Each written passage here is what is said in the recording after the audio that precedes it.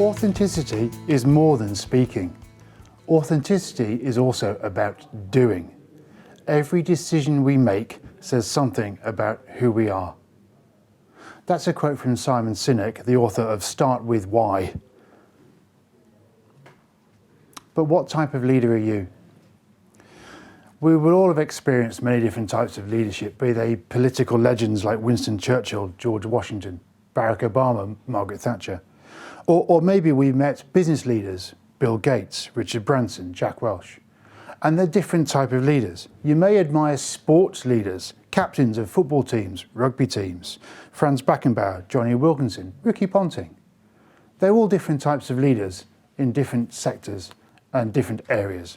It might be that you're more mindful of the leaders you've met in your own work, in the organisations you've worked in, or maybe by people in your family, your parents, your aunties, your uncles, or people who run their own businesses. You may have grown up discussing business, commerce around the dinner table with your family. It may be that they've had an impact on you on your leadership style, and along with those leaders that you've experienced in your business and personal life. Different leadership manuals. There are many different types of leadership manuals, bestsellers, popular books, and many organisations or leaders recommend that their teams read those particular pieces of work. If you look at Amazon and search for business books, there are at least 100,000 entries to look at, and that's the only ones that are currently in print and available to buy. Many of the leadership books are about business, but some are about military leaders, political biographies, and many are historic characters.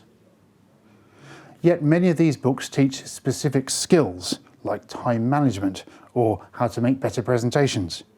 They're educational books regularly, and they don't necessarily teach you how to be a leader yourself. The other type of leadership books are the biographies or autobiographies of famous leaders, which tell the story of from when they were born to when they died and how they built this amazing business. And you might learn something from those as well, but again, they're stories about those leaders and not about you. So how many of these books have you read, and what have you taken on board from them? What new beliefs have you gathered from those books as how you should be a leader? Business courses. How many business or leadership courses have you been on?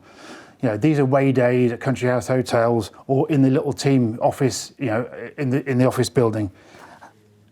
How many of those have you been on, and why did you go on them? Were they something that you had to do because you were told to by the boss? Was it something that you saw as a specific skill that you wanted to learn? Or was it an opportunity just to get away from the family for a couple of days?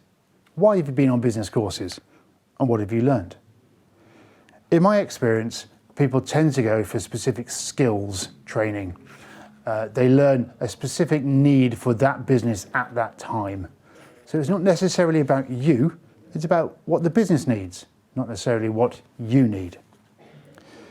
Often we find in post-course questionnaires that the learnings that have been gathered or gained on that expensive training sort of fall away quite quickly once you're back at the coalface in the office.